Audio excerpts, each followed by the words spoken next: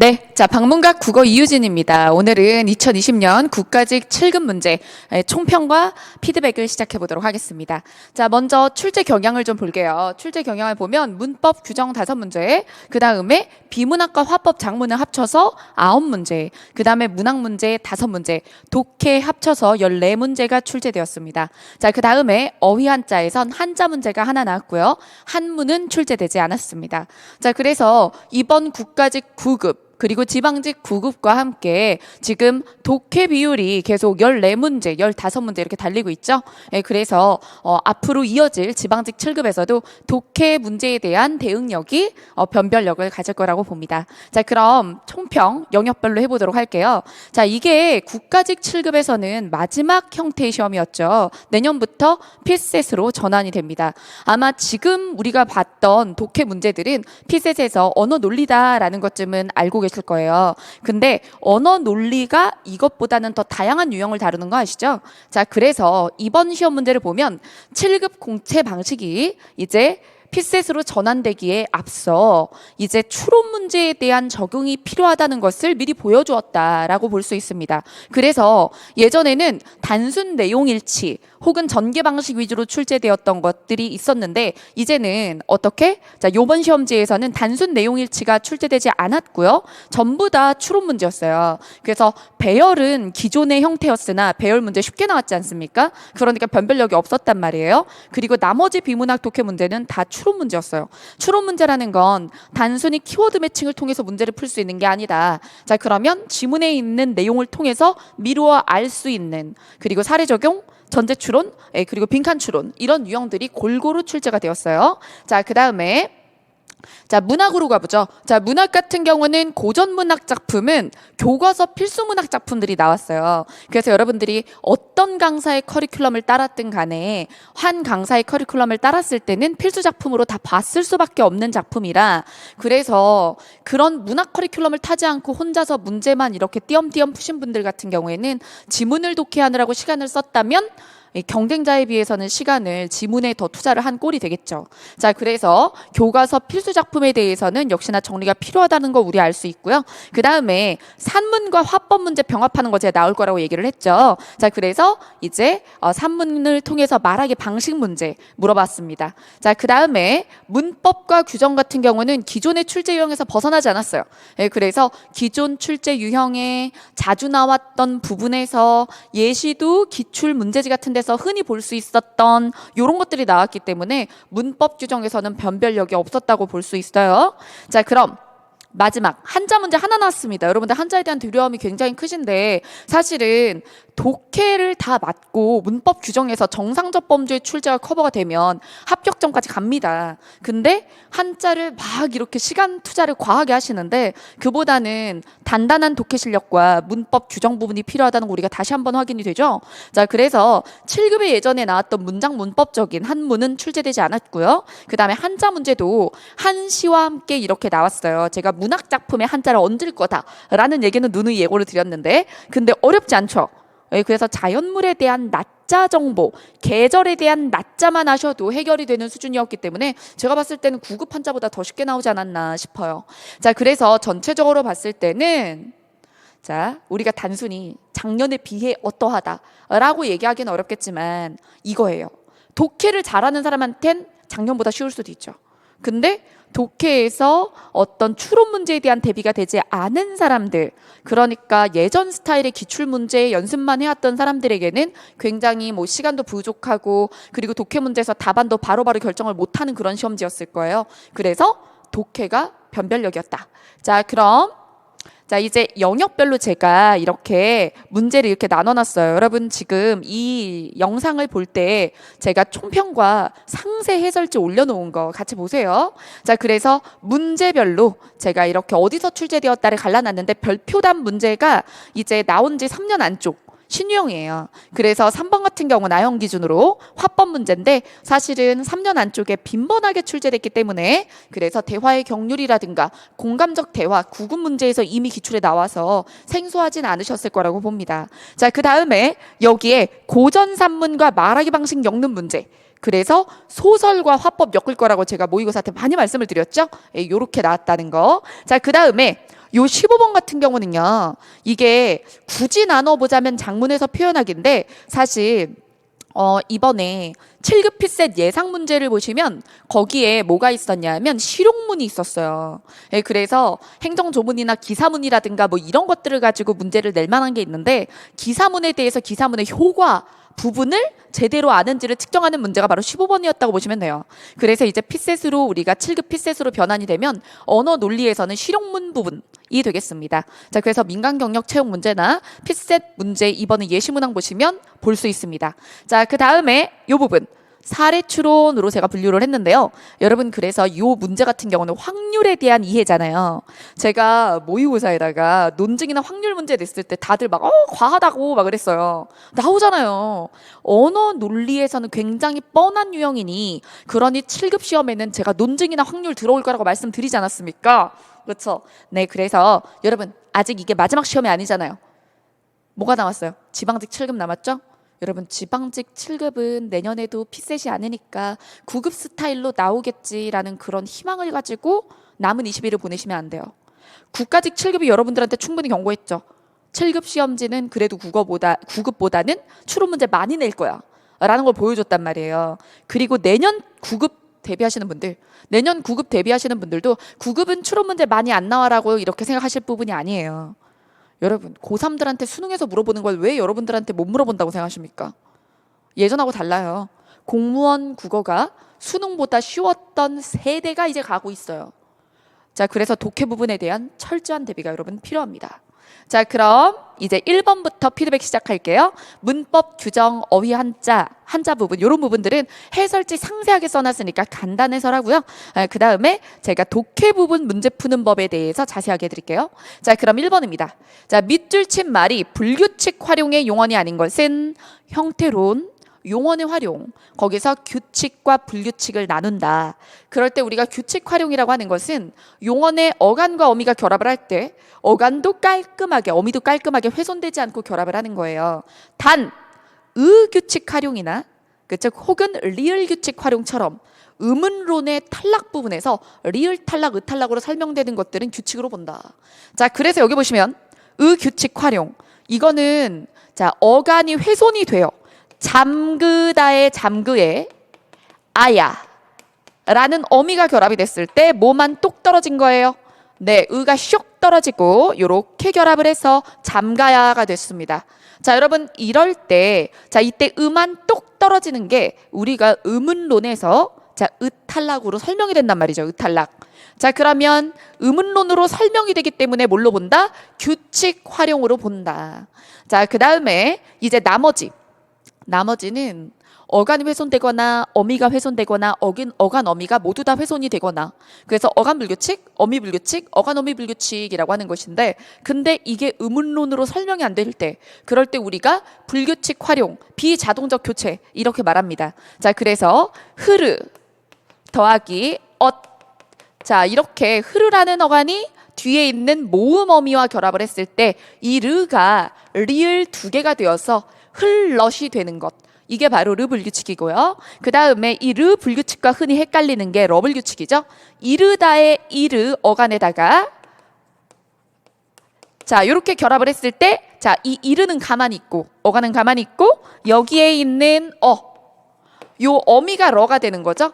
자, 그래서 러 불규칙, 르 불규칙과 러 불규칙의 공통점은 어간이 르로 끝난다는 것이죠. 차이점은요. 자, 여기 어간 르는 리을 두 개가 되죠.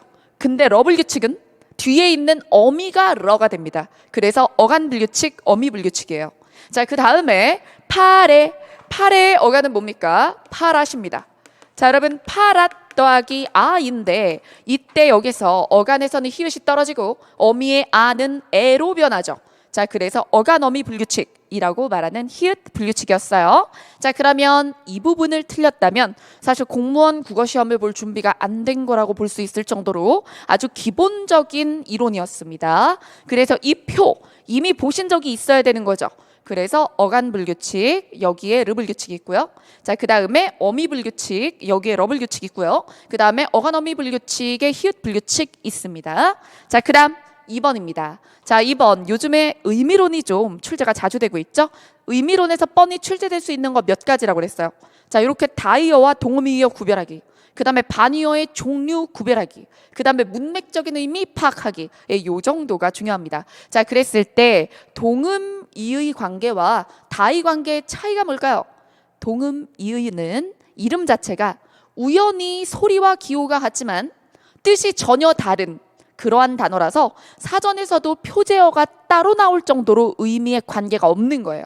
자, 그 다음에 다의 관계는 뭐예요? 하나의 표제어, 하나의 단어가 중심 의미를 두고 확장된 의미를 가지면서 주변 의미를 더 가져서 여러 가지 의미가 됐다는 거죠. 자, 그러면 두 문장을 보고 두 문장에 나온 밑줄 친 어휘의 의미 사이에 관련성이 있다라고 생각하면 다의 관계, 관련성이 없다라고 보면 동음이의인 거예요. 자, 그럼 먼저 정답 볼게요. 어머니가 아끼시던 화초가 죽었다. 자, 이때 주어 잡으세요. 식물이지만 생명체의 죽음입니다. 자, 그리고 이게 죽다의 중심 의미예요. 사전 뜻으로도 1번 뜻이 되는 겁니다. 자, 그 다음에 아저씨의 거칠었던 성질이, 그러면 어떤 성격 성질이 예전보다 덜하다 혹은 사라지다. 자, 이런 뜻으로 우리가 죽다를 쓸 수가 있어요. 그러면 중심 의미에서 주변 의미로 확대된 다의적 관계인 거죠. 어쨌든 중요한 건 주어가 소멸되니까요. 자, 그러면 나머지를 볼까요? 그는 의심하는 눈으로. 자, 여러분, 이 눈은 사람의 눈이죠. 시선. 자, 그 다음에 봄이 오니 나뭇가지에 눈이 튼다. 그럴 때는 식물의 눈. 자, 그래서 그 눈에서 꽃이 피고 잎이 생기고 이렇게 하는 거죠. 자, 그래서 상관없는 것 1번. 자, 그 다음에 2번. 애가 글씨를 또박또박 잘 쓴다. 여러분, 쓰다. 이거 기타 직렬에 이미 출제됐죠. 군무원은 2번이나 나왔어요. 자, 그래서 쓰다의 의미가 글씨를 잘 쓰다는 적다라는 뜻이에요. 적다. 기록하다. 자, 그 다음에 어른에게는 존댓말을 사용해야 하죠. 그렇죠? 그래서 존댓말로 말을 해야 된다는 뜻이기 때문에 글을 종이에 기록하는 것과, 그렇죠? 그리고 이렇게 말을 쓸 때 뭘 쓰느냐라는 것은 전혀 다른 관계입니다. 자, 그 다음에 폭풍우가 치다. 그러면 이거는 비바람이 치다 같은 거예요. 근데 이거는 나무가 가지를 많이 쳐서 제법 무성하다라고 했지만 이때 여기서 가지를 많이 쳐서, 그러면 나무에서 가지가 낮단 뜻이에요. 그래서 폭풍우가 치다, 휘몰아치다의 뜻과 전혀 다른 거죠. 나무가 자라면서 가지가 많이 발생했다는 뜻이거든요. 그래서 상관없는 동음의 관계입니다. 자, 그 다음에 3번. 이 얘기도 해드려야겠다. 여러분, 2번 문제 같은 문제를 대응할 때 물론 여러분들이 사전을 가지고 들어갈 수 있는 오픈북 시험이면 그럼 찾아서 풀면 되겠죠. 하지만 그게 아니면 여기 나올 만한 단어 뜻을 1번 뜻, 2번 뜻, 3번 뜻 하면서 외워놓을 수 있을까? 어렵죠? 그런 것들을 알아두라고 하고 막 책에다 미친 듯이 실어두는 것 자체가 되게 무책임한 거예요.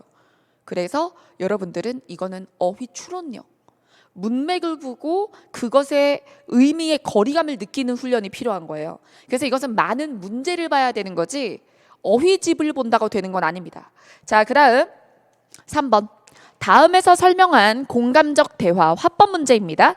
자, 여기에 제가 목으로 냈을 때 공감적 듣기와 비판적 듣기와 분석적 듣기 이렇게 나눠서 출제했던 적이 있었죠. 거기에 있었던 예문 그대로 똑같이 교과서 예문 나왔습니다. 자, 대화는 화자와 청자 간에 이루어지는 상호 교섭적 행위이다. 공감적 대화를 하려면 상대방이 무엇을 생각하고 느끼고 필요하는지에 대해서 귀를 기울여서 들을 수 있어야 한다. 그래서 공감적 대화의 전제가 경청이에요. 그 다음에 진정한 공감은 상대방에게 무엇 잘못을 지적하거나 해결책을 제시하거나 조언을 해주는 게 아니라, 여러분, 그냥 친절하다고 공감이 아니에요. 그냥 친절하다고 공감이 아니라 이러면 안 돼. 잘못을 지적해도 안 되고 해결책을 제시하는 것도 공감적 듣기는 아니에요. 조언을 하는 것도 공감적 듣기 역할은 아닙니다. 자, 그래서 상대방의 경험을 존중하고 이해해 주는 것까지라고 했으니까 내가 생각하는 공감하지 말고 얘를 보세요. 이게 조건입니다. 그러면 뭐 하면 안 된다? 여러분, 이게 바로 오답 정보잖아요. 오답 정보. 잘못 지적한 거 지우고 해결책 제시한 것도 지우고 조언하는 것도 지우라니까. 자, 그러면 1번. 요즘 집중력이 떨어지는 것 같아. 요즘 날씨 때문에 더 그렇지. 너가 중요하다고 생각하는 시기에 집중력 떨어진다니 속상하겠네. 너의 감정이. 그러니까 너의 상황을 헤아려 주는 거죠. 헤어를 주고 끝났잖아요. 뭐 이래라 저래라 뭐 이런 얘기 없죠? 그래서 답이 1번이고요. 자, 2번은 왜 잘못됐을까요? 자, 여기에 며칠 쉬면서 생각해보면 어때? 이런 거 자체가 해결책 제시죠. 다정하다고 해서 공감적 듣기가 아니다. 여기서 하지 말라고 한 물결 부분은 하지 말아야죠. 자, 그 다음에 여기 앞에 이거 안정감을 가져봐. 이런 것도 이래라 저래라. 자, 그 다음 3번.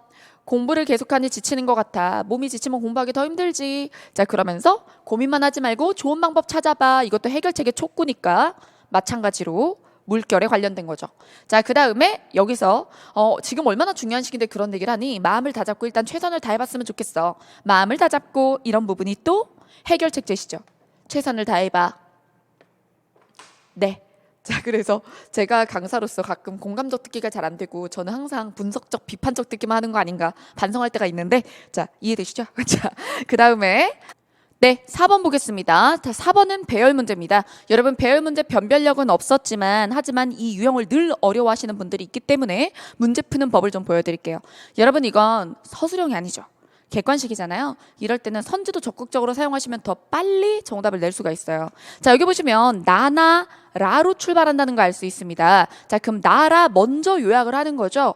요약을 해보면 면대면 소통이라는 공통 키워드가 나와요. 그리고 여기서 나랑 라를 봤을 때 나가 화제 제시고 화제 제시 그리고 이 화제에 대해서 상대적으로는 얘가 구체화를 하고 있다라는 거 알 수 있습니다. 자, 그래서 도입으로 더 적합한 것은 뭐다? 나다. 자, 그 다음에 나머지 조각들을 또 정리해 볼게요. 이처럼 면대면 소통에는 시간과 공간의 제약에 따른다. 그러면 이처럼이라는 지시어가 있죠. 앞에 시간과 공간의 제약이 나와야 되는데 제약이라는 그 단어를 그대로 고르셨다가 틀린 분들이 있어요. 여기 있다 제약 이러면서. 근데 잘 보시면 제약이란 단어는 고유명사가 아니잖아요. 그렇기 때문에 풀어서 쓰일 수가 있어요. 제약은 어쨌든 한계가 있으면 된다는 거죠. 자, 그러면 이게 뭐예요? 같은 시간과 공간이어야 한다는 점이 제약이거든요. 자, 이처럼 따른다 그랬으니까 그럼 시간과 공간에 제약이 있는 걸 고르셔야지. 여기서 벗어나를 찾으시면 안 되는 거예요. 자, 그래서 라 뒤에 가가 왔을 거라는 걸 알 수 있습니다. 자, 그러면 선지에서 라가가 이렇게 이어져 있는 걸 찾아보시면 이렇게 두 개를 잡으실 수가 있어요. 자, 그 다음에 다를 보겠습니다. 그러나 점차 매체가 발달함에 따라 그러면서 제약을 벗어나게 되지 않습니까? 그럼 제약이 있었는데 벗어나는 거죠? 자, 그래서 다가 요 뒤로 가야 한다. 그래서 답은 몇 번이다? 1번이다. 이렇게 푸시면 깔끔한 거예요. 자, 그러면 5번 문제 보겠습니다. 자, 여러분 5번 문제가 바로 한자 문제인데요. 이게 이런 식으로 생겨 있으니까 한문이라고 착각하실 수 있는데 현대어풀이가 있잖아요. 예전 스타일이면 얘를 안 줬어야지. 그쵸? 근데 현대어풀이를 주면 어떻게 되는 거냐면 그냥 이렇게 돼요. 자, 윗줄은 안 봐도 돼. 결국에 얘를 찾으라고 했잖아요. 자, 그러면 여기서부터 출발하세요. 초목이죠. 그럼 여기서 풀과 나무잖아요. 그럼 여기서 자르세요. 그러면 이 앞에 기억은 땅이 두터우니. 자, 그러면 땅지차 찾아야지. 그쵸? 그리고 두터울 후 이렇게 답 나왔어. 끝. 자, 그래서 사실은 첫 번째 기억에서 답이 나와요. 뭐만 알면 땅과 두터울 후만 알면. 두터울 후가 교재에 없다고? 있잖아요. 자, 그 다음에 자 여기서 여름이 이르니. 자, 그 다음에 푸르네요. 뭐가 푸르나요? 네, 나뭇잎이. 이게 니은이잖아요.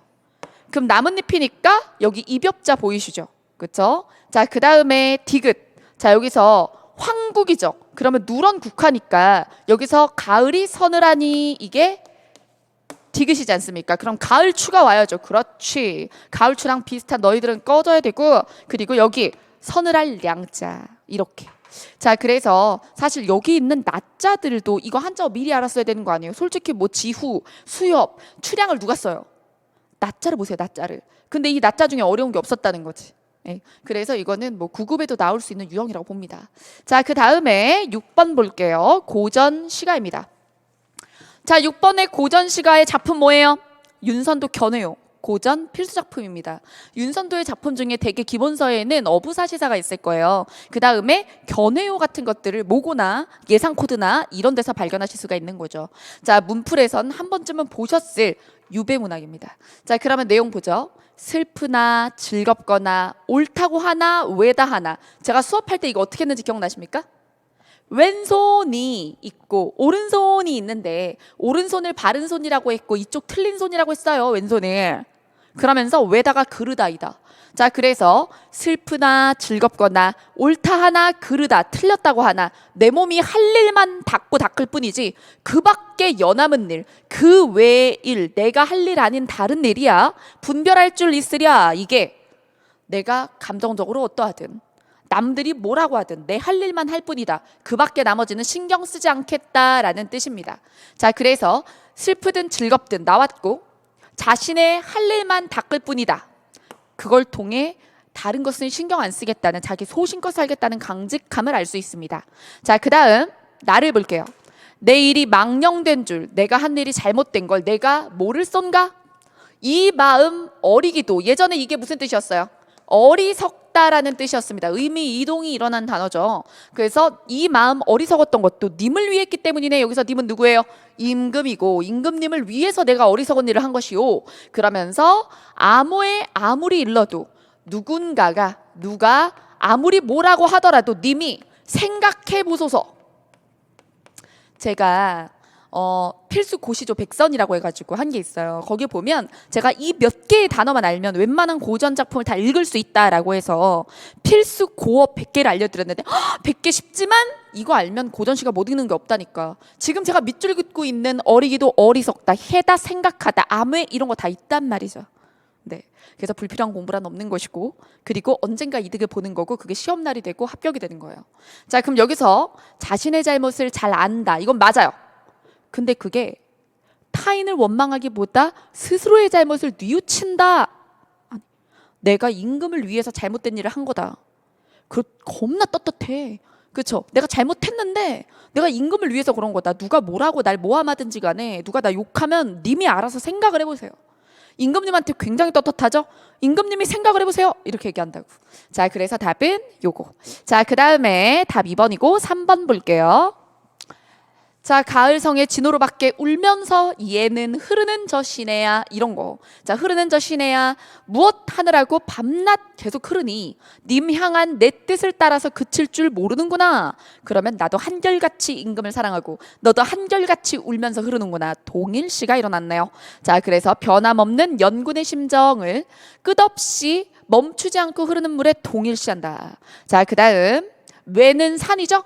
산은 길고 물은 멀고 그래서 유배지에서 산과 물이 뭐가 돼요? 장애물이 되죠. 그래서 어버이 그리운 뜻은 많고 하고 어디서 외기럭이 울고 가는구나. 어버이를 그리는 절절한 정이 드러나 있다. 유배지에서 어버이와 떨어져 있는 마음이 드러나 있죠. 자, 그 다음 7번입니다. 자, 7번에 기업부터 리을에 해당하는 사례로 적절하지 않은 것은 여러분 통사론에서 올바른 문장 다듬기 부분은 앞으로도 계속 출제가 될 거예요. 왜? 직접 글쓰기를 시키지 못하기 때문에 글을 쓴 과정을 보고 글이 어디가 이상한가 비문을 찾게 하거나 호응이 부적절한 거 단어가 맞지 않는 거 맞춤법에 어긋난 걸 다 비벼 넣을 수 있기 때문에 그래서 올바른 문장 다듬기랑 장문 쪽에 고쳐쓰기는 그죠? 지금 매회 한 문제씩 나오고 있어요. 최근 출제에. 자, 그럼 내용 보죠. 문장 오류의 유형으로 서술어와 주어가 서로 호응하지 않는 경우. 자, 그럼 여기서 주어 잡으세요. 내 말의 요점은 주어를 잡고 지속 가능한 기후 환경을 조성하기 위하여 우리 모두 열심히 노력하자는 것이다. 이래야죠. 자, 여러분 여기서 노력하자는 우리가 주어예요. 우리가 노력하자. 그래서 노력하자가 이것의 서술어가 될 수 없어요. 즉 요점은의 서술어가 없다. 자, 그래서 이에 적합한 서술어를 만들어줘야겠죠. 그래서 제가 이걸 올바른 문장 다듬기에서 뭐라고 수업을 하냐면 무의미 주어의 서술어는 무의미어야 한다. 여기서 무의미어라는 게 뭐냐면 진짜 얘기하려는 속 알맹이를 싸는 포장지가 있어요. 여기 보시면 그냥 내 말의 요점은을 빼도 돼. 지속 가능한 기후 환경을 조성하기 위하여 우리 모두 열심히 하자 이래도 되거든. 근데 이때 내 말의 요점은 내 말의 요점은 블러블러라는 것이야. 블러블러라는 점이야. 이렇게 얘기를 하는 거예요. 그래서 그게 한 문장을 강조하기 위해서 쓰는 포장지이며 그럴 때는 무의미 주어와 무의미 서술어를 쓴다 라고 수업을 했습니다. 자, 그 다음에 2번이요. 서술어와의 호응이 필요한 보어가 누락된 경우. 자, 여기 보어라는 말이 나오죠. 그럼 보어가 원하는 서술어가 뭐죠? 되다나 아니다일 때 보어가 필요한 거예요. 자, 그럼 찾을게요. 여기 있네. 자, 그럼 내용 보죠. 나는 이 일의 적임자를 찾는 것보다 내가, 이건 주어고 이 사이에 보어가 필요하지. 적임자를 찾는 것보다 내가 적임자가 되는 게 낫다고 생각했어요. 그래서 적임자가 한번 들어가줘야 보어가 들어가는 거죠. 그래서 되다나 아니다일 때는 주어 외에 보어가 필요하다. 자, 그 다음 3번. 겁이 많았던 나는 혼자 해외로 여행을 가는 것이 못내 무서워 동행하였다라고 했는데, 동행하다는 나는 누구와 동행하다. 누구랑 같이 갔다는 얘기잖아요. 자, 그래서 필수 부사어 누구와가 필요합니다. 누구와, 동반의 부사어가 있어야겠죠. 그래서 여기 보면 여기 서술어와 호응이 필요한 목적어라고 되어 있는데, 목적어가 아니라 누구를 동행하는 게 아니라 누구와 동행하는 거예요. 자, 그래서 이거 부사어로 바꿔주셔야 됩니다. 근데 이거를 평소에 말을 되게 명백하게 쓰지도 못하는 사람들이 누구를 동행하다 라고 말을 평소에 써온 거야. 그럼 자기가 잘못 쓰고 있었던 거잖아요. 근데 누구를 동행하다, 그치, 누구를 넣으면 되겠네 이렇게 생각했다면 그거는 평소에 본인이 문장을 쓸 때 목적어나 부사어를 원하는 서술어의 자릿수를 정확히 모르는 거라고 볼 수 있어요. 그래서 누구를 쓰는 비슷한 단어는 동행이 아니라 동반하다가 있어요. A가 B를 동반하다. 이게 목적어랑 같이 쓰이는 말이고, A가 B와 동행하다. 동행하다는 부사어를 씁니다.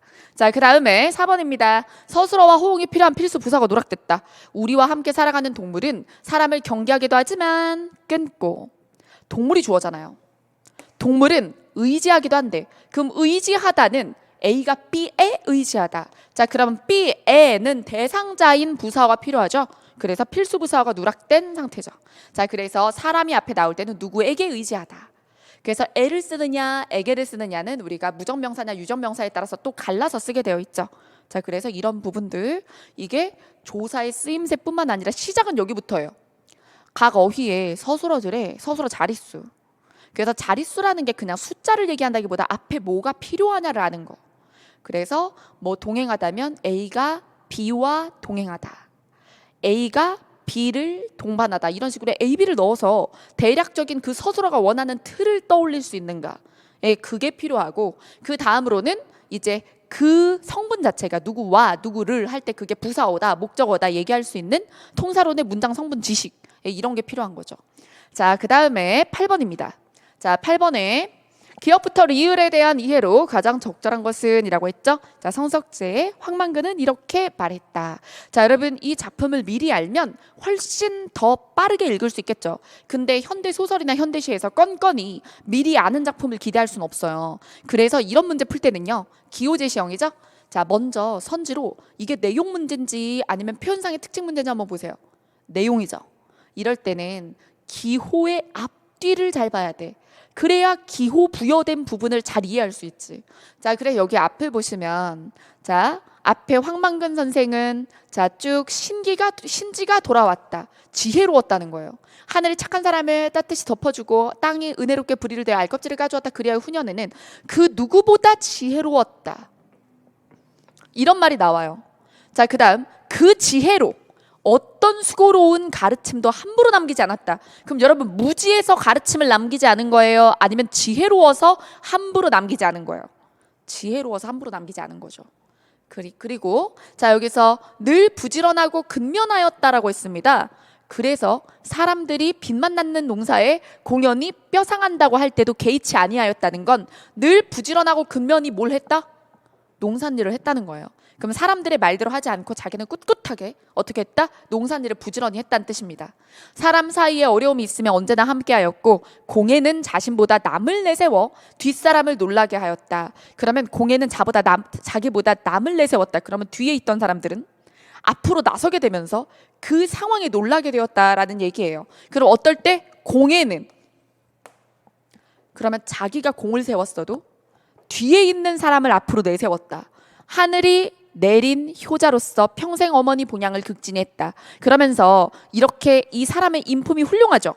자, 그러니 이 디귿에서 남을 내세워 뒷사람들을 놀라게 하였다에 놀라게 하다라는 것은 마이너스 놀람이 아니라 기뻐 놀람? 아니면 이렇게 공을 세웠는데 왜 나를 밀어주지? 하면서 감사함의 놀람? 이런 거라는 걸 알 수 있죠.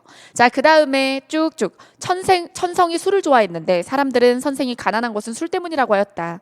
자, 그리고 그 농사를 짓때 땅에서 억지로 빼앗지 않고 남으면 술을 빚어 가벼운 기운은 하늘에 바치고 무거운 기운은 땅에 돌려주고 그러므로 선생은 술로서 망한 게 아니라 라고 했잖아요.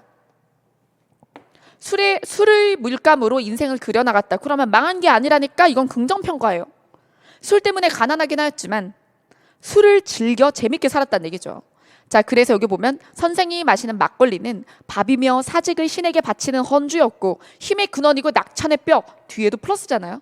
그래서 술에 대해서 부정평가한 내용이 아닐 거라는 걸 알 수 있습니다. 자, 그래서 1번이 답이죠. 유식하지 못해서가 아니라 워낙 지혜로웠기 때문에 가르침을 함부로 남기지 않은 것이다. 근데 이때 그래서 요거는 틀렸고 2번. 그래서 조언을 따르지 않고 부지런하였고 2번이 참이고 그 다음에 3번. 부담스럽게가 아니라 놀라게 했는데 그 놀람은 나쁜 놀람이 아니었을 것이다 라고 얘기했고 그 다음에 알 수 없죠. 가난한 건 확실하지만 이 사람이 이걸 즐겼다는 것만으로 건강이 나빠졌을지는 알 수 없습니다. 근데 오히려 이 성서재 씨의 황만근은 이렇게 말했다에 소설에 대해서 원래 지식이 있었던 사람들이 어떤 일을 할 수가 있냐면 다른 부분을 아는 거야. 네, 실제로 여기 나오는 이 황만근 씨가 동네에서 약간 우직하고 약간 바보 취급받고 그랬거든요. 실제로는. 그래서 이 사람이 교육받지 못한 걸 알고 있었다고 해봐. 이 소설을 미리 읽었어가지고 그래서 1번을 보고 적절하다고 느꼈다거나 혹은 아니면 마지막에 술 먹고 취해가지고 어쨌든 뭐 경운기 타고 가다가 이렇게 사고가 나서 죽어요. 근데 그것 때문에 어쨌든 술 때문에 죽었으니까 그러니까 뭐 건강이 나빠지기도 했지 않았을까라고 막 상상을 한다든가. 그러면 여러분 이거는 여러분들이 교양 독서한 거에 대해서 테스트하는 시험이 아니에요. 그래서 여러분들이 그 소설의 앞부분이나 뒷부분이나 원래 황만근에 대해서 이 소설 속 황만근을 안다 한들 이 지문 부분에서 재료로 쓴 지문으로서 받아들여야지. 여러분 국어 시험은 소설이 나오든 시가 나오든 문학으로서 받아들이는 게 아니라 출제 텍스트로 보시는 거예요. 그래서 이 지문 바깥에 그 어떤 근거도 쓰지 말고 그 어떤 지식도 쓰지 않는 거예요. 근데 작품에 대해서 미리 알면 파악이 빠른 거지 그것을 기준으로 지문 바깥에 있는 걸 기준으로 OX를 하시면 안 되는 겁니다. 자, 그 다음 9번입니다. 다음 글을 통해 추론한 생각으로 적절하지 않은 것은 여러분 여기 추론이라고 발문에 당당하게 나와 있어요. 이때 내용 일치일 때 일치, 부합, 적절 뭐 이런 식으로 물어볼 때 그럴 때는 부정 발문이면 제가 선지 키워드를 가져가라고 말씀을 드려요. 그런데 추론, 미루어 할 수 있는 이럴 때는 선지를 미리 보면 오히려 속을 수 있다. 왜냐하면 그만큼 문장의 싱크로율이 낮기 때문에 그래서 선지에 너무 의존하지 말라고 말씀을 드렸어요. 그럼에도 불구하고 여러분들이 이 문장의 함정에만 빠지지 않는다면 어떤 선지에 나와 있는 그냥 명사들 이 명사들만 가지고 들어가는 건 지문에 들어갈 때 이 지문의 집중의 완급을 조절하는 데 굉장히 도움이 될 수가 있어요. 그래서 만약에 선지에서 이렇게 선지마다의 변별 키워드를 잡았다면 이렇게 잡겠습니다. 1번에서는 조합형 방식, 2번은 유니코드 2.0, 3번에 달리 끊어두고 완성형 방식의 한계, 4번에 전에 코드의 할당 이런 식으로. 근데 이때 요 정도만 하는 거지 이 문장을 통으로 기억하려고 한다든가 이런 시도를 하시면 오히려 독이 됩니다. 자, 그 다음에 지문을 들어가 볼까요?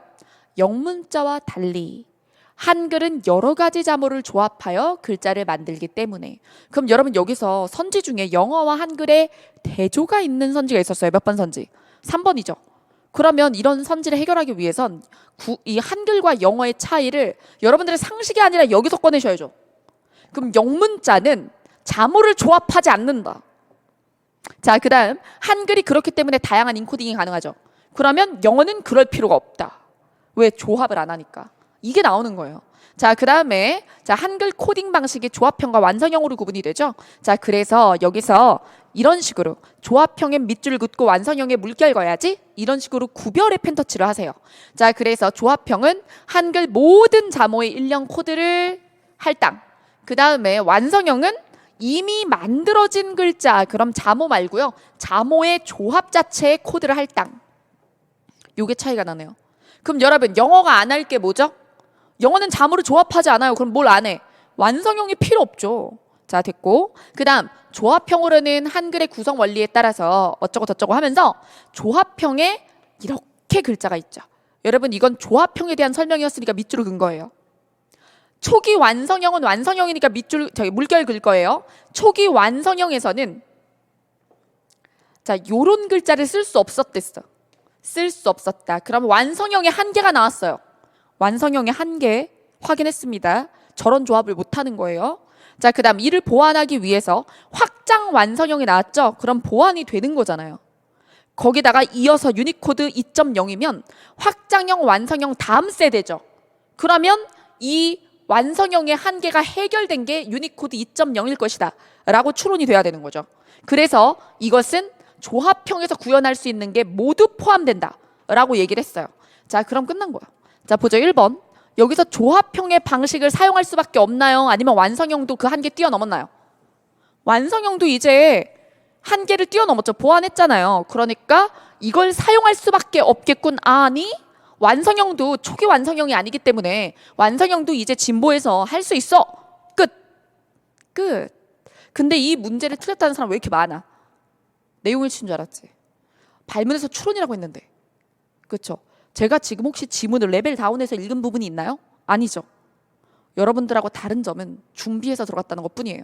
이게 준비가 키워드를 보고 들어갔다라고 생각하십니까? 그보다 그것도 의미가 있지만 제가 지문을 읽을 때 영어와 한글의 차이를 본다든가 구별해서 밑줄과 물결을 친다든가 변화, 이거의 한계를 이것이 보완해서 나중에 이어서 얘가 나왔다든가 이런 것들을 확인을 하느냐 안 하느냐, 이것을 그냥 통으로 삼키려고 드느냐 아니면은 이것에서 주요 정보나 산출해야 될 값을 산출하면서 읽느냐, 이 차이죠. 훈련이 필요해요. 여러분 이런 훈련은, 이런 추론 능력을 길러주는 훈련은 쉬운 문제로는 추론형 문제가 아닌데 어떻게 추론 훈련을 해요. 추론형 문제로 되는 거고 기존의 기출에는 추론형 문제가 별로 없어요. 그러니까 여러분들 추론 문제가 약점이면 기출로 갈 게 아니에요. 그게 아니라 추론형 문제를 많이 가지고 있는 모고등으로 가셔야 되는 거예요. 자, 그 다음 나머지 여기서 해설지에 제가 다 적어놨지만 유니코드 2.0을 사용하면 조합형 방식을 사용해 만들 수 있는 글자를 모두 표현할 수 있다. 뒤에 나왔죠. 뭐라고 했어? 여기서 모두 포함한다. 이거는 그냥 눈으로 확인이 되죠. 그 다음에 3번 한글과 달리 영물자를 인코딩할 때는 완성형 방식의 한계를 고민할 필요가 없다. 왜? 조합을 할 필요가 없으니까. 자, 그 다음에 컴퓨터로 글자를 입력하기 전에 이미 한글 자모나 글자 각각의 한글 자모 자체에다 코드를 할당했던 것은 조합형. 그 다음에 글자 각각의 코드 할당돼 있었던 건 완성형이죠. 자, 어쨌든 이러거나 저러거나. 자, 그 다음 10번입니다. 10번에 다음 글에 대한 설명으로 가장 적절한 것은 참 하나밖에 없어요. 이럴 땐 선지를 먼저 읽지만 다 거짓말이 하나 빼고. 자, 그래서 선지 먼저 보면 오히려 해로워요. 이럴 때는 지문을 읽으면서 정리를 잘 하셔야겠죠. 자, 그럼 이때 선지가 4개 나오잖아요. 이 지문에서. 저는 어떤 방법을 권하냐면 그냥 단순히 주제를 파악하는 읽기로는 안 돼요. 자, 이럴 때 긍정 발문인데 추론 문제인 게 분명해. 이럴 때는 주제만 파악하면서 읽었다가는 어떻게 되느냐면 그러면 주제만 남고 각 상세한 정보는 없어지기 때문에 선지를 보고 지문을 다시 보셔야 돼요. 예, 그래서 그렇게 하지 말고 이제 선지가 4개니까 8줄 정도 내가 글을 읽으면서 출제자라면 이런 부분을 내겠다 싶은 부분에 8줄의 펜터치를 남기시는 거 해볼까요? 자, 여기서 자유지상주의자들에게 있어서 사회는 이러저러한 이야기를 하죠. 자, 그런데 자, 여기서 자유에 대한 자유지상주의자 입장을 명확하게 이해하기 위해서는 제약으로부터의 자유인 프리덤과 강제로부터의 자유인 리버티, 이거 나눠서 펜터치 하세요. 자, 그래서 저는 여러분들 잘 보이라고 색깔로 나눴는데 밑줄과 물결로 나누시면 됩니다.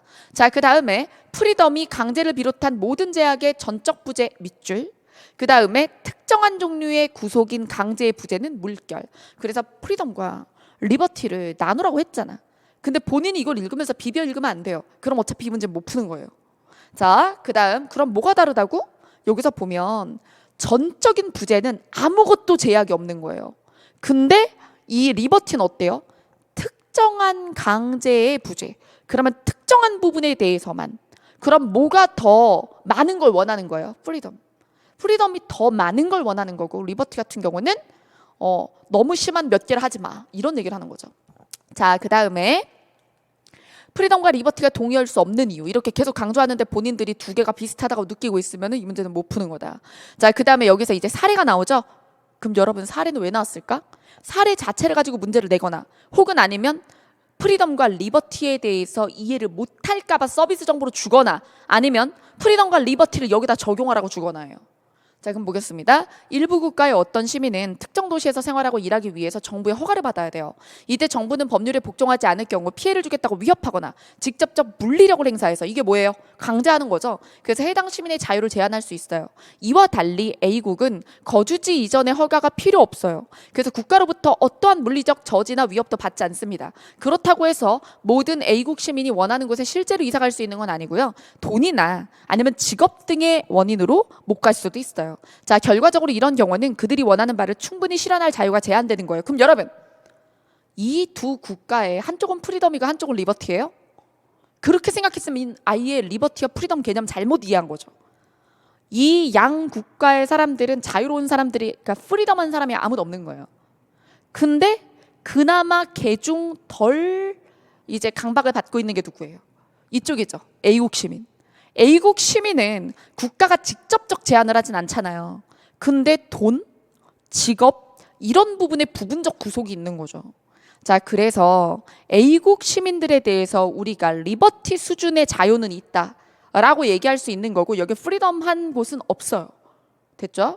자, 그리고 저쪽은 여기 일부 국가는 여기서는 아예 국가가 제한하고 있죠? 그럼 여기는 뭐 프리덤도 리버티도 없고 이런 거지. 자, 그 다음 여기서 자유지상주의자들이 자유를 극대화해야 된다고 말을 할 때, 그때 이들이 두 가지 자유를 모두 극대화해야 한다고 주장하는 것은 아니다. 프리덤과 리버티를 모두 다 요구하는 건 아니라는 거예요. 그래서 자유지상주의자들은 강제를 극소화하는 것을 원한다니까 여기 A국 정도를 원하는 거죠. 그러면 A국 정도는 뭐는 실현이 돼요? 프리덤은 안 돼도 리버티는 되죠. 그래서 여기서 자유지상주의자들은 그래서 강제를 최소화해서 리버티라도 좀 구현을 해보자 라는 얘기를 한다는 거죠. 자, 그럼 내용 보죠. 1번, 자유지상주의자들은 제약으로부터의 자유를 최대한 확보할 때, 여러분 제약으로부터의 자유가 프리덤이잖아요. 프리덤은 지금 구현이 굉장히 어렵다는 거 우리가 알 수 있어요. 자, 그 다음에 자, 그리고 자유지상주의자들이 두 가지를 다 원하진 않는다 그랬죠. 리버티라도 줘 라고 한다니까. 자, 그럼 2번, A국의 시민들은 다양한 법률이나 제도를 통해 국가로부터 프리덤을 보장받나요? 리버티를 보장받나요? 리버티죠. 그죠? 그래서 돈이나 혹은 직업에 문제가 있는 것은 리버티가 해결해주지 못했던 부분이고요. 그 다음에 3번, 리버티에 대한 제한은 직접적인 물리적인 힘보다 피해를 주겠다는 위협을 통해, 이거 알 수 있어요? 이것보다 이거였는지 그를 통해 알 수 없습니다. 자, 그 다음에 자, 개인의 행동에 대해 정부 허가가 필요하다면 그 개인의 강제로부터의 자유가 제한되는 것. 그럼 강제로부터의 자유니까 리버티 수준. 자, 그래서 답은 이거죠. 그래서 여기 개인의 강제로부터의 자유가 제한되는 것이다. 강제로부터의 자유니까 리버티가 제한되는 거지. 그럼 리버티마저 제한되는 곳이 어디였어요? 일부 국가. 네. 그리고 A 국가는 이게 없어서 리버티는 확보가 되는 거고. 그래서 이 상황은 뭐다? 리버티마저 확보되지 않음. 리버티도 없는 상황. 프리덤은 당연히 없겠지. 그러면 자, 그 다음에 11번 보겠습니다. 빈칸 추론인데요. 빈칸 추론도 여러 가지가 있어요. 주제 위치가 빈칸인 경우도 있고요. 전제 위치인 경우도 있고, 그리고 구체화 정보, 사례, 적절한 사례 문제 찾기는 사례 부분이 빈칸일 수도 있죠. 자, 그럼 내용 보죠. 괄호 안에 들어갈 말로 가장 적절한 것은 이라고 했습니다. 상등이는 법을 사랑하고 중등이는 법을 두려워하며 하등이는 법을 싫어한다. 법을 사랑하는 자는 이를 범하기 부끄러워하고 법을 두려워하는 자는 이를 범하기 싫어하지만 법을 싫어하는 자는 이를 범하기 부끄러워하지도 싫어하지도 않는다. 기회만 나면 하고 싶은 대로 저질러 거리끼는 것이 없다. 다만 그가 죄를 저지르지 않는 까닭은 하면서 쭉 내용을 읽어보시면요. 빈칸이 원하는 게 뭐였어요? 인간 세상의 풍속을 바로잡으려면, 그러면 죄를 저지르지 않게 하려면이죠. 근데 여기서 지금 근거가 한번 나온 거예요. 보세요. 법을 사랑하거나 법을 두려워하는 사람은 걱정할 필요가 없어요. 그들은 풍속교화의 대상이 아닙니다. 그러면 죄를 저지를 만한 가능성이 있는 사람들을 봐야겠죠. 죄를 저지르는 가능성이 있는 사람들이 죄를 저지르지 않을 때는 뭐 때문이다? 형편, 처지, 때문이지 심사가 바르기 때문은 아니라고 그랬어요. 자, 그러면 교화가 넓게 베풀어지는 정도에 따라 교화 범죄 건수가 줄어든다. 이 부분과 이 부분을 통해 풍속을 바로잡으려면 교화가 쟁점임을 알 수 있습니다. 왜? 심사가 문제니까요. 그렇죠? 그래서 심사가 올바르기 때문이 아니라 심사가 올바르면 이런 걱정 자체를 안 해도 되죠. 자, 그러면 범죄가 일어나지 않게 하려면 이런 심사를 가진 사람을 교화하거나 아니면 범죄를 저지를 만한 형편이나 처지를 통제하는 것뿐이에요. 자, 그럼 보겠습니다. 1번 법을 더 엄격하게 한다? 그러면 형편이나 처지만 되면 법이 엄격해도 저지르겠죠. 그래서 여기서 자, 이를 통해 본다면 교화가 넓게 베풀어지는 교화라는 단어를 살려줘야죠. 법률을 엄하게 정하는 것보다 교화에 힘쓰는 데 있다. 자, 그 다음 12번 보겠습니다. 자, 백석의 여승이죠. 이건 역순행적인 구성 방식을 가진 가장 유명한 시 중 하나예요. 시인데 서사성이 있고, 서사시죠. 스토리텔링. 이 서사시랑 산문시랑 헷갈리시는 분들이 있는데 산문시는 행과 연이 없는 걸 얘기하고 서사시는 스토리가 있는 것이에요. 자, 그래서 이건 스토리가 있는 서사시가 맞아요. 근데 이게 시간 순서대로 가는 게 아니라 회상의 부분이 있는 거죠. 사건 순으로 정리해 보겠습니다. 여승은 합장하고 절을 했다. 가지치의 냄새가 났다. 쓸쓸한 낯이, 누구의 낯? 여승의 낯이 옛날같이 늙었다. 나는, 화자가 나왔고요. 화자는 여승을 보고 있어요. 자, 시적 화자, 시적 대상. 나는 불경처럼 서러워졌다. 나는 여승을 보고 서러워졌다. 자, 이 순간과 그 다음 평안도 어느 산 깊은 금전판. 나는 파리한 여인에게서 옥수수를 샀다. 여인은 나이 어린 딸아이를 때리며 가을밤같이 차게 울었다 라고 했습니다. 자, 그러면 금광에서 내가 만났던 여인, 그녀에겐 딸이 있었어요. 자, 그 다음 섣벌같이 나간 일벌처럼 일하러 나간 지아비를 기다린 지 10년이 지났다. 지아비는 돌아오지 않고 어린 딸은 도라지꽃이 좋아서 돌무덤으로 갔다. 어린 딸이 죽었다는 얘기예요. 그럼 여러분, 이때는 어린 딸이 살아있었고 그리고 요때는 어린 딸이 죽었죠. 여러분, 여기서 딸이 여러 명인 거 아니야? 그런 거 가정하지 마세요. 그러면 시를 이렇게 썼을 리가 없잖아요. 자, 그래서 열린 생각하지 말고 이건 실존 인물들에 대한 얘기가 아니라 한 사람이 지은 작품이라고. 자, 그래서 여기서 그러면 이때의 시간 순서는 당연히 이 다음이 이거죠. 그리고 자, 여러분, 섣불같이 나간 지아비 기다린 지 10년이 갔다면 제일 먼저 일어난 사건은 이거예요. 지아비가 일하러 나감, 돌아오지 않아요. 그래서 이 지아비를 찾아 금광판을 떠돌아다닐 때 나랑 만나서 옥수수 팔았어요. 그땐 딸아이가 살아있었다고. 근데 그 딸아이가 죽었고 산꿩도 서럽게 운 슬픈 날에 이 여인의 머리오라기가 눈물방울과 같이 떨어졌다가 여승이 된 거죠. 그 여승이 된 걸 내가 만난 거죠. 이게 사건의 순서입니다. 자, 그래서 화자는 관찰자의 시선에서 여승의 삶을 이렇게 역순행적 구조로 드러낸 거예요. 자, 그래서 답은 3번. 시간이 일어난 순서에 따라서는 순행이란 얘기잖아. 사건이 일어난 시간 순서대로. 순행이란 얘긴데 이 글은 뭐다?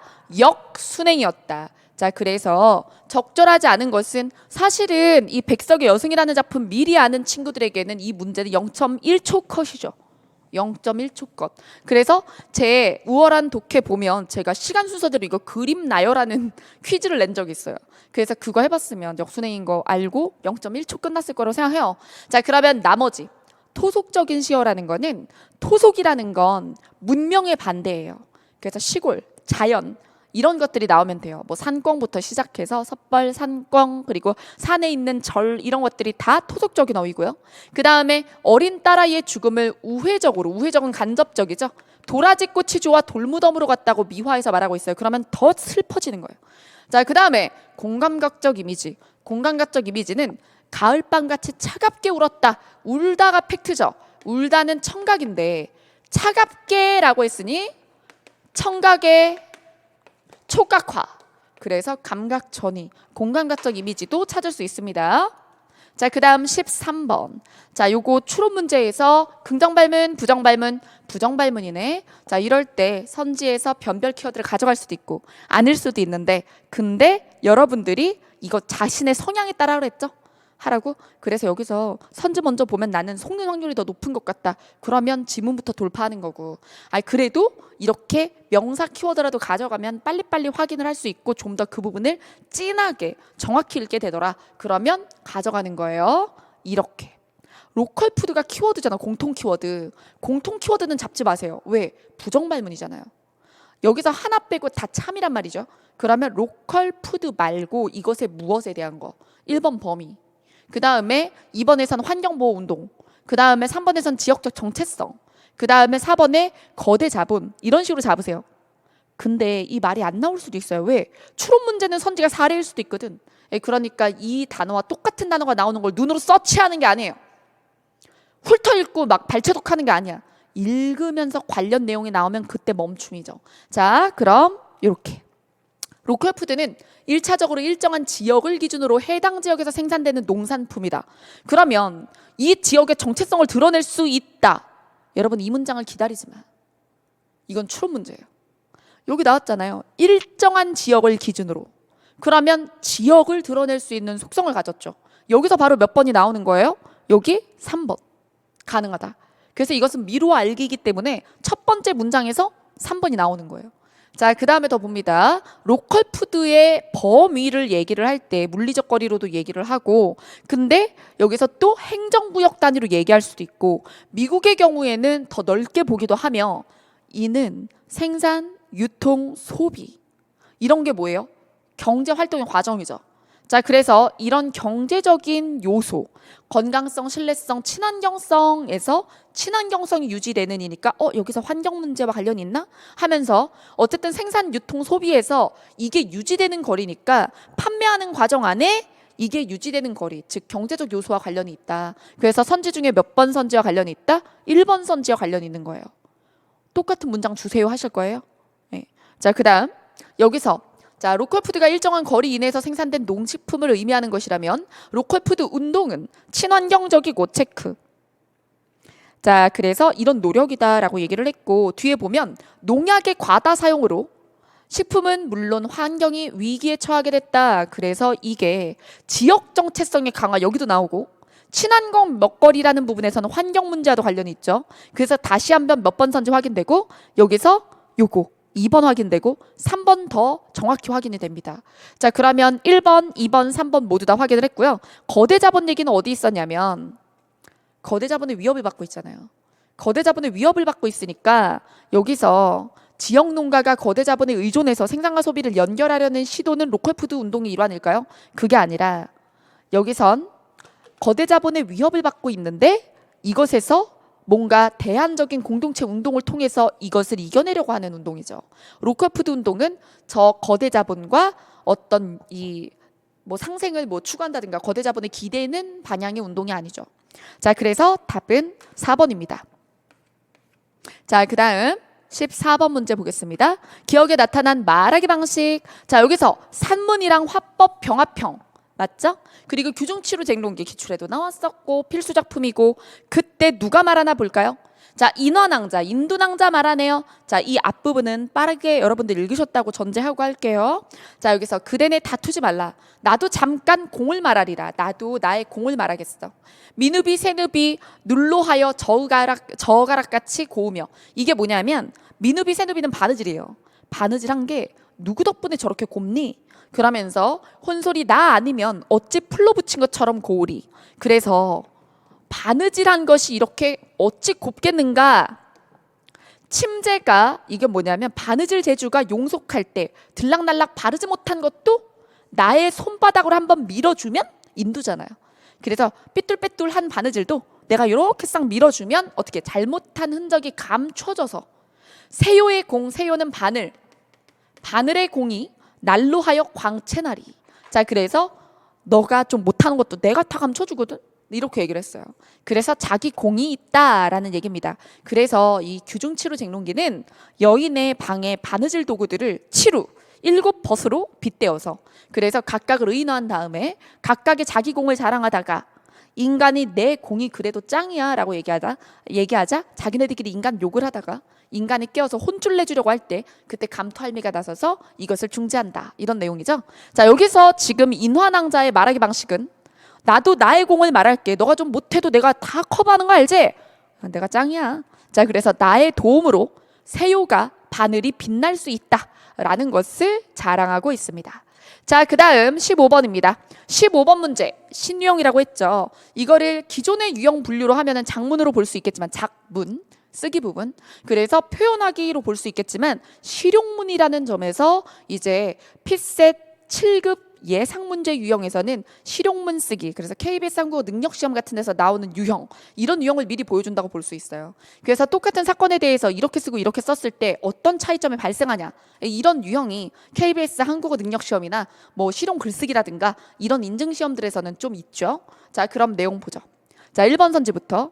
자, 한국 아이스하키가 북한을 제압했다라고 표현하는 것과 몇 대 몇으로 승리했다라고 표현할 때 우리가 받아들이는 감정은 유사할 수 있지만요, 제압하다라는 단어가 훨씬 더 수직적인 관점에서 그 상대방을 눌렀다라는 뜻이에요. 승리는 객관적 사실이고, 그리고 제압은 감정적 표현이 들어가 있다고 볼 수 있어요. 자, 그래서 객관적인 태도로 라고 했는데 나가 더 객관적인 게 맞습니다. 제압이 좀 더 수직적 표현이다. 자, 그 다음 2번입니다. 가는 필승의 정신력으로 똘똘 뭉쳐 라고 얘기를 했고, 나는 수비 치중의 기습 공격 작전이 적중하면서 라고 해서, 그래서 가는 나보다 선수들의 의욕을, 정신력은 누구 거? 자, 선수들의 정신력이죠. 그래서 이건 전략, 이거는 정신력을 강조해서 선수들의 의욕을 강조한 건 가입니다. 자, 그 다음에 3번. 가는 당초 열세가 예상됐던, 그리고 나는 예상을 뒤엎고 라는 말을 사용한 걸로 보아 가나 모두 이 경기에서 이길 거라는 생각을 못했다는 것 좀 알 수 있어요. 그래서 우리가 더 못한다라는 좀 이런 예상으로 봤을 거라는 건 공통점이라는 거예요. 그 다음에 마지막. 여기서 가는 3위에 입상했다, 나는 동메달을 획득했다라고 말할 때 가나 모두 아쉬운 경기였다. 여러분, 글의 내용을 보면 우리가 더 못하는데 예상 밖으로 선전했다, 이런 내용이기 때문에 아쉬운 경기의 내용을 얘기하는 건 아닐 거라는 걸 전체 범주의 글의 흐름에서 알 수 있어요.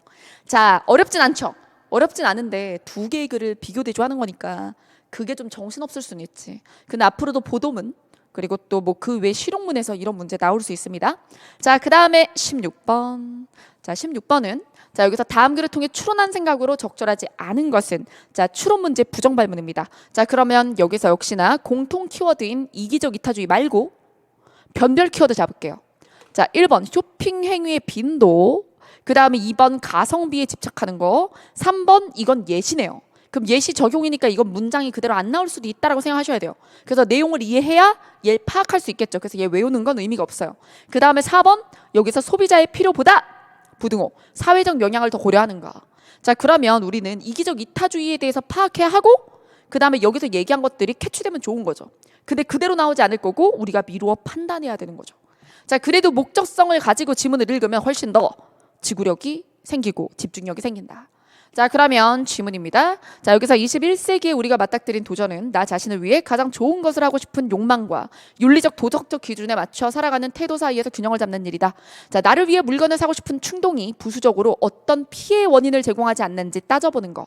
그 다음에 나 자신에게 가장 좋은 일을 하는 행동이 생태계와 다른 사람에게 어떤 피해도 입히지 않도록 하는 거. 보면 여기서 피해의 원인을 제공하지 않는지, 그 다음에 생태계나 다른 사람에게 어떤 피해도 입히지 않도록 노력하는 거 유사하죠. 자, 그다음 나에게 이익이 되는 선택을 하고자 하는 욕망과 다른 사람을 돕고자 하는 욕구의 결합. 이 세 가지, 이게 다 이기적 이타주의래요. 그러면 이기적이라는 말이 있지만 이건 좋은 얘기인 거죠. 자, 그다음에 대조. 자긍심을 충족하려는 과시적 소비는 대조예요. 이게 바로 소비의 시대의 소비예요. 그러면 이게 이기적 이타주의의 시대와 대조되는 예전의 시기인 거죠. 근데 이제는 시대가 변했다. 그래서 과시적인 소비에서 이제 이기적 이타주의니까 이타성이 부여되는 거죠. 그러면서 쇼핑 중독에서 완전히 벗어날 수는 없다 그랬어요. 그럼 여러분, 이 얘기는 이기적 이타주의의 시대가 왔다고 해서 쇼핑의 횟수가 줄어드는 건 아닐 거야, 이런 얘기를 했단 말이에요. 어디부터 여기까지? 여기까지. 자, 그러니 선지에서 몇 번 선지? 자, 여기. 자, 여기서 소비의 시대와 비교했을 때 적지 않은, 뭐 더 많이 일어날 거라는 것도 알 수 없지만 그렇다고 훨씬 더 이게 쇼핑행위가 줄어든다는 것도 보장 못하기 때문에 1번 맞는 말이죠. 1번 맞으니까 1번 속어. 자, 그 다음에 여기서 더 봅니다. 그리고 이기적 이타주의에 대해서 개념을 알면 3번도 확인이 되죠. 자, 더 볼게요. 뒷부분. 과시적인 소비는 자긍심을 향한 인간의 욕구로 주도됐습니다. 인간의 욕구는 물결칠게요. 자, 그 다음. 개인적인 욕구와 사회적 고려 사이에서 균형을 추구한다. 자, 이거는 균형을 추구하는 것. 그게 바로 아까 전에 세 가지. 남에게 피해 끼치지 않고 남을 도우려고 하는 거. 자, 단지 우리는 무엇을 구입하고 어떻게 구입할지를 결정하는 과정에 새로운 균형을 이루는 법을 배우는 것. 자, 그러면 아까 1번 확인했고 그 다음에 2번에 가격 대비 성능 비율을 뜻하는 가성비에 집착한 구입이 이기적 이타주의는 아니다. 그냥 가성비는 나의 욕구에 대한 것이지 뭐 피해를 끼치지 말자든가 혹은 아니면 남을 돕자든가 이런 발상과는 무관하죠. 그러니까 이건 아닐 것 같군 맞고 그 다음에 3번 동물보호, 환경, 생태계를 생각하는 것도 이기적 이타주의니까 맞죠? 자, 그럼 4번입니다. 이기적 이타주의 소비에 있어서는 소비자의 필요보다 사회적 영향을 더 고려해서 이 부분에서 여러분 여기서 이게 소비자의 필요랑 사회적 영향을 대립항으로 두고 그래서 자기의 필요보다 사회의 눈치를 볼 거야 라고 표현을 하는 거거든요. 근데 이 글에서 이야기하는 건 그게 아니에요. 나의 욕구를 유지하면서도 균형을 찾는 것이지 이거보다 이게 더 클지 알 수 없어요. 소비자의 필요와 사회의 영향을 어떻게 균형을 맞춘다 그랬지 이거보다 이거 균형을 맞춘다고. 끝부분에 균형이라는 말이 중요해요. 부등호가 뒤집어진다는 얘기는 아닌 거예요. 소비 시대에는 나의 필요가 중요했죠. 근데 이기적 이타주의의 시기에는 부등호가 뒤집히는 건 아니야. 조정하는 거지. 그래서 균형을 이루는 거지. 알 수 없어요. 그래서 답은 4번이다. 자, 그 다음 17번입니다. 17번은 문학 이론이에요. 판소리 사설에 대해서 사실 판소리에 대해 골개적이다, 연행적이다, 우화적이다, 적층적이다 다 쓸 수 있어요. 근데 보기에 빈칸의 자리, 판소리의 특성들 중에 여기 보시면 여러 계층의 청중들을 상대로 한다. 그래서 이렇게 발달했기 때문에 인과 자 그래서 언어의 층위가 다채롭다. 그럼 여러 계층에 함께 향유되고 함께 즐기고 했기 때문에 언어 층위가 다양하다. 이게 판소리의 언어 다층성이죠. 그래서 쌍욕부터 고사성어까지 있다. 자 그러면 이게 이야기하는 건 사람의 입에서 입을 전달하면서 그래서 여럿이 함께 지은 작품이다. 거기에는 뭐 이렇게 쌍욕도 쓰는 뭐 하류 계층부터 시작해서 고사성어 쓰는 양반층까지 있었기 때문에 층층이 쌓여서 여러 계층의 언어가 섞인다. 이 뜻이라 답은 적층적. 여기서 쌓인다. 자 그래서 언어에 구전되는 과정에서 여러 계층이 쌓이면서 다양한 언어가 병합되는 과정에 대한 얘기가 부각된 선지를 골라주셔야 돼요. 골개는 풍자와 해악이고 연행은 공연을 했다는 뜻이고 그 다음에 우화적이라는 것은 동물에 빗대거나 이랬다는 얘기인데 물론 그런 것들도 있지만 여기에 빈칸의 위치에 적합한 얘기는 아니다 이거죠. 자, 그 다음에 18번입니다. 18번은 규정인데 한글 맞춤법과 표준어 규정이 섞여 있어요. 여기서 1번부터 3번 선지는 자, 부정 표현과 병합된 한글 맞춤법에서 준말 부분이죠. 우연하다라는 말에 이 말이 줄어들 때 우연하지 않게가 줄어들 때 이때 어근의 마지막 소리가 울림소리라면 찬으로 줄어들죠. 자, 그 다음에 변변하다라는 말의 뜻 변변하다라는 말의 뜻이 좋은 뜻이고요. 저런 변변치 못한 게 이러면 제대로 되먹지 못한 게 이런 뜻이라서 변변치 못한으로 우리가 많이 쓰지만 변변치 않으니나 그게 부정적인 뜻이니 뒤에 있는 부정어를 뗐을 때 변변하는 긍정 뜻이다를 알아야죠. 자, 그 다음에 칠칠치 못하게 칠칠하다가 깨끗하다는 뜻이에요. 그러면 칠칠치 못하다라는 것은 지저분하다, 덜렁거린다. 네, 이런 뜻입니다. 게다가 칠칠하다의 어근의 마지막 소리가 울림소리라서 칠칠하지 못하다라는 말을 줄였을 때 지가 아니라 치로 줄어들죠. 그래서 찬, 취 이건 한글 맞춤법의 준말 요소고 그 다음에 변변하다의 의미의 극성 그리고 칠칠하다가 오히려 깨끗하다는 뜻이라는 거 그 다음에 안절부절하다라는 말은 없고 안절부절 못하다라는 말이 합성어이며 이것이 표준어라는 걸 알고 있었어야 합니다. 근데 이 예시 단어들이 다 사실은 기출에서 본 문제들이죠. 그리고 기본서들에 다 있는 표현들이고 그래서 생소하지 않았을 문제라고 봐요. 자, 그다음 19번. 19번은 문장 짜임새에서 우리가 혼문장이다, 겹문장이다를 나누고 홑겹을 나눈 뒤에 겹문장을 또 나누죠. 자, 그래서 주어 서술 관계가 하나면 홑, 두 번 이상이면 겹인데 겹문장을 문장 속에 문장이 쏙 들어간 안은 안긴 문장과 문장과 문장이 이어진 문장으로 나누고 쏙 들어간 절의 정체에 따라 우리가 5가지로 명사절, 관형절, 부사절, 인용절, 그 다음에 서술절 막 이렇게 나누잖아요.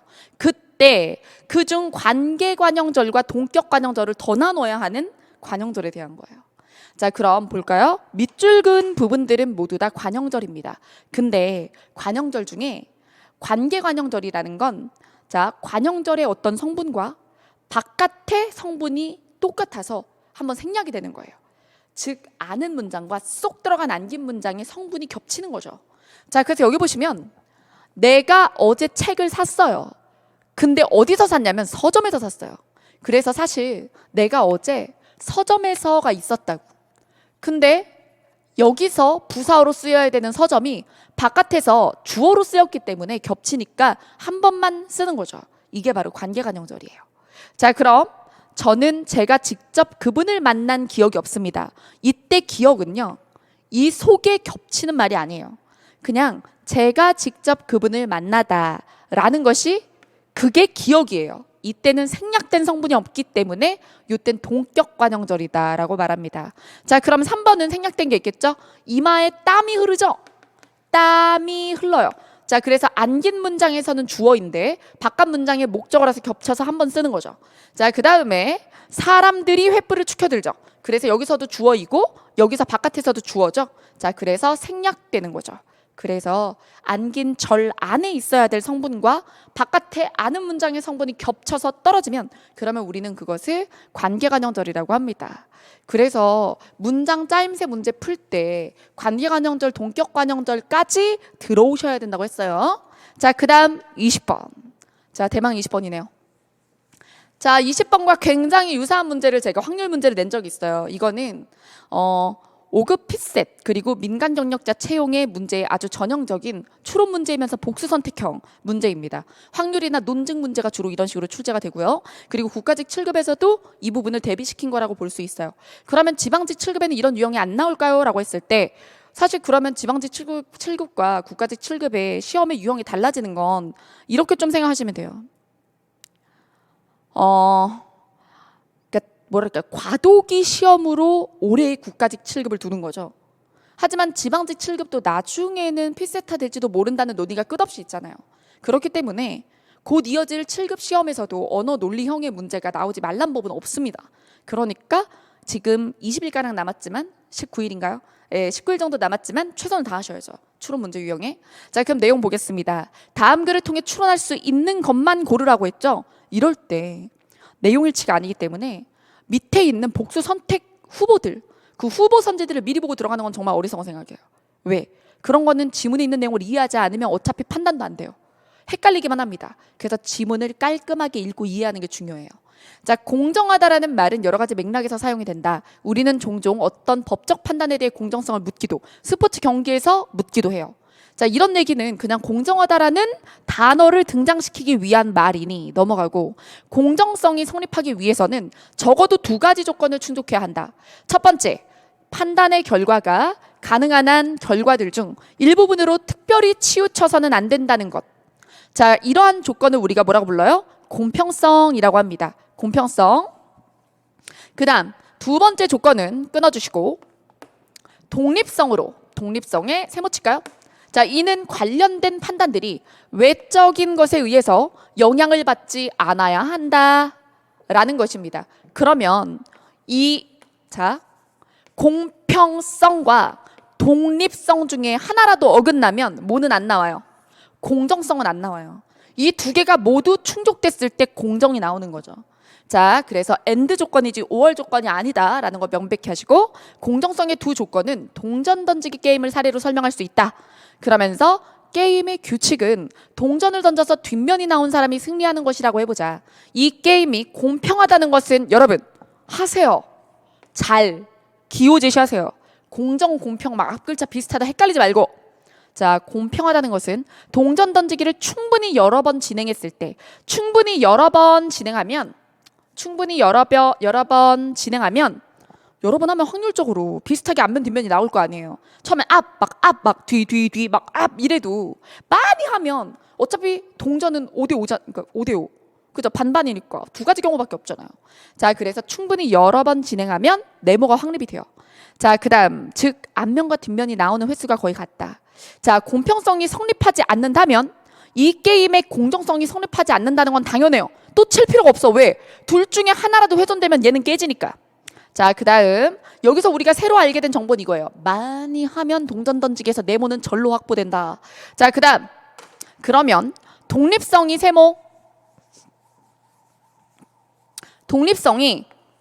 공정성의 조건이 되는 이유는 뭘까? 그러면서 동전 던지기 게임이 독립적이라는 것은 동전 던지기 결과가 동전 자체가 가진 특성 외에 특별한 장치에 의해서 조작되지 않는다는 것이다. 여러분, 그럼 보세요. 특별한 장치가 있으면 독립성이 어떻게 돼? 깨지는 거지. 그럼 여기다가 이렇게 할게요. 특별한 장치는 낫 세모. 독립성이 없는 거야. 낫 세모. 독립성을 깨는 거야. 세모를 깨는 거지. 자, 특별한 장치가 있으면 독립적이지 못한 결과가 나오죠. 종속적 결과. 장치에 따른 결과가 나오니까요. 자, 그래서 만일 게임에 사용된 동전이 특별한 외부 장치에 의해서 조작이 되어 있다면, 조작이 되어 있으면 독립성이 깨져. 이렇게. 낫 세모. 자, 앞면이 두 번 나온 뒤에 항상 뒷면이 나온다고 가정을 해보자. 이때 두 번 연속으로 앞면이 나온 뒤에 게임에 참여하고, 그렇지 않을 때는 게임에 참여하지 않는 전략을 채택하면 언제나 패배하지 않을 수 있죠. 그럼 여러분, 이 사람은 뭐 한 사람? 낫 세모한 사람. 장치를 사용한 사람. 그러면 이 사람은 언제나 패배하지 않을 수 있어요. 이 얘기는 뭐예요? 언제나 승리할 수 있어요. 여러분들을 힘들게 하려고 일부러 부정 표현 쓴 거예요. 언제나 승리할 수 있어요. 왜? 동전 던지기는 실패나 승리 둘 중 하나밖에 없잖아요. 자, 그다음 이와 같이 동전이 외부 장치에 의해서 조작될 경우에는 항상 게임에서 패배하지 않을 수 있는 전략을 만들어낼 수 있다. 그럼 항상 게임에서 이기는 전략이랑 똑같아. 동전 게임에선 항상 게임에서 이기는 전략을 가지고 있다는 건 낫 세모. 자, 언제나 패배하지 않을 수 있는 전략을 만들어낼 수 있는 게임은 공정하지 않다. 왜? 낫 세모니까. 세모 깨지면 동그라미도 깨지지. 당연하죠? 여러분, 제가 지금 그래서 도식 사용하는 법을 알려드렸어요. 도식 사용하면 배보다 배꼽이다 막 이런 사람들도 있는데 실제 시험에서는 긴장하기 때문에 집중력 유지가 잘 안 돼요. 집중력이 유지되지 않을 때 집중을 붙잡아 줄 수 있게 하는 것이 이 도식이에요. 자, 그러면 이제 선지를 볼까요? 그럼 얼마나 쉬운데. 자, 보세요. 기억. 패배하지 않을 수 있는 전략을 만들어낼 수 있다면 뭐였어요? 패배하지 않을 수 있는 전략이 승리 전략이죠? 승리 전략이 있는 게 장치 있는 거잖아. 조작된 거라고. 그럼 패배하지 않을 수 있는 전략을 만들어낼 수 없다면 이 글의 안에서는 뭐가 없는 거죠? 장치가 되지 않은, 조작이 되지 않은이에요. 그러면 그런 동전 던지기 게임은 독립적이지. 그렇지. 왜? 이런 전략은 낫 세모니까. 낫 세모가 한 번 더 부정이 돼봐. 낫.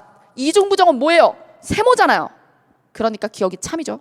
자, 그다음 자, 앞면이 나온 바로 다음에는 반드시 뒷면이 나오고, 뒷면이 나온 바로 다음에는 반드시 앞면이 나오도록 장치가 되어 있다면, 여러분, 장치가 되어 있다는 거는 독립적이지는 않아요. 독립적이진 않아. 하지만 이게 두 번에 한 번이 아니라 한 번 한 번이면 이게 뭐예요? 자, 지금 평가의 결과. 그러니까 던졌을 때의 결과는 앞면 한 번, 뒷면 한 번이면 공평하잖아요. 여러분, 공평과 공정은 달라요. 근데 이걸 보고 독립적이지 않으니까 무조건 나쁘니까 공평하지도 않고 공정하지도 않을 거야. 이렇게 생각을 하면 이거는 틀리는 거지. 자, 장치가 돼 있기 때문에 독립적이지 않아요. 독립적이지 않으면 공정하지 않겠지만요. 여기서 얘기하는 건 앞면이 나온 바로 다음에는 반드시 뒷면, 뒷면이 나온 바로 다음에는 앞면이니까 1, 1, 1, 1, 1, 1 이거란 말이에요. 공평하죠. 자, 그래서 공평하지 않다가 아니라 공평하다. 자, 그 다음에 디귿. 동전 자체의 무게중심이 한쪽으로 쏠려 있어서 앞면이 나올 확률과 뒷면이 나올 확률의 차이가 크다면 이때는 무게중심이라는 외부 요소가 있는 거죠. 자, 그러면 뭐가 깨졌어요? 공평하지 않죠. 그 동전을 이용한 동전 던지기 게임은 공평하지 않으니까 공정하지 않죠. 이해되시죠? 그래서 답은 뭐다? 2번이다. 네, 여기까지 해서 우리 20문제 피드백 해봤고요. 자, 그러면 D-Day 19개. 그렇죠? 19의 날이 있네요.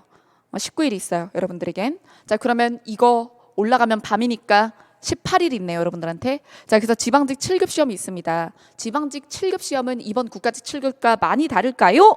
이것 때문에 이 영상을 보는 거지. 자, 그럼 작년 지방직 7급 문제 볼게요.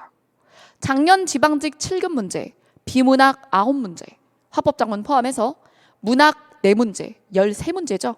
지금 이 국가직 시험이 독해가 몇 개예요? 14개죠. 그리고 예능요? 13개죠. 한 문제 적었네요. 제가 한 문제 적었죠. 여기서 독해 한 문제 더 올라오는 건 일도 아니죠. 그리고 만약에 예를 들어 13을 냈다 쳐봐. 그럼 독해가 어떻게 될까? 국가직만 이렇게 추론형을 내고 얘는 내용일치를 줄까? 아니죠. 자, 그러니까 여러분 이 부분. 마지막 18일 동안 이 부분 신경 쓰세요.